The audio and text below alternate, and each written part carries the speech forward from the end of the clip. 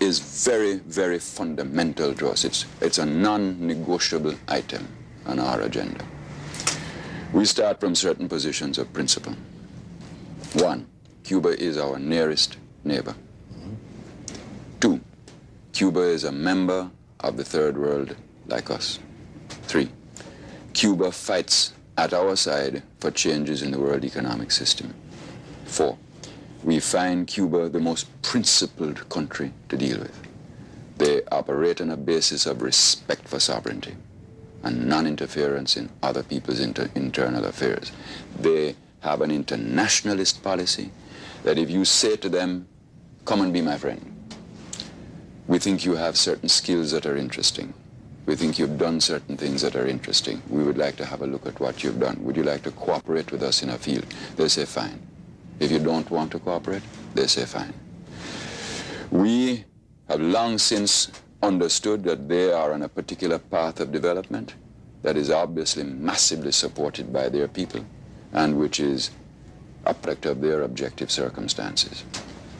Their revolution arose out of the horrors of one of the worst tyrannies the world had ever known. And a lot of their experience is conditioned by that fact. We are a totally different thing. We had a different kind of society, different traditions. We had a functioning plural democracy. And we're on what we call our democratic socialist path of development, which has certain points of similarity with theirs, but very substantial points of difference with theirs, and we respect each other. But even more important than all of that, and this is what is non-negotiable to us, Cuba is a legitimate part of the world and this hemisphere. And it has one of the most legitimate governments in the world because legitimacy is a function of popular support and nothing else. Nothing else legitimizes except the people. And no country, in our view, no country has the right to impose sanctions upon Cuba or any other country that has legitimacy. To us, therefore, it is non-negotiable that Cuba must be accepted as a full, free, and untrammeled member of the world community and the hemispheric community. And if that is not so, we can't make it so. I don't say this in arrogance. I'm talking about what we stand for, not what we can make happen.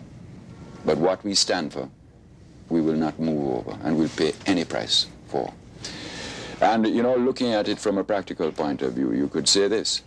If you can do that to Cuba because somebody doesn't like the Cuban Revolution, then how do I know that you don't do that to me tomorrow?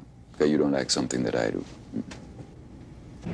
Would you say then that this is a reason why you are dissatisfied with the absence of sanctions against South Africa while there are sanctions against Cuba? It does not. Well, I'm not an easy person to embitter. But that makes me as near to bitter as anything in the contemporary world. It's something that I said in Maputo, actually, at a conference to which I was invited this year, that it really is a tragic commentary on human values in the world, that there are still sanctions against this really very brave and brilliant social and human experiment which is taking place in Cuba. Even if you don't agree with the methodology, it's a remarkable experiment. And you can leave sanctions against that country and apply not one sanction. Well, they're now talking about an arms embargo, but not one economic sanction against the ultimate leper of the international community, South Africa.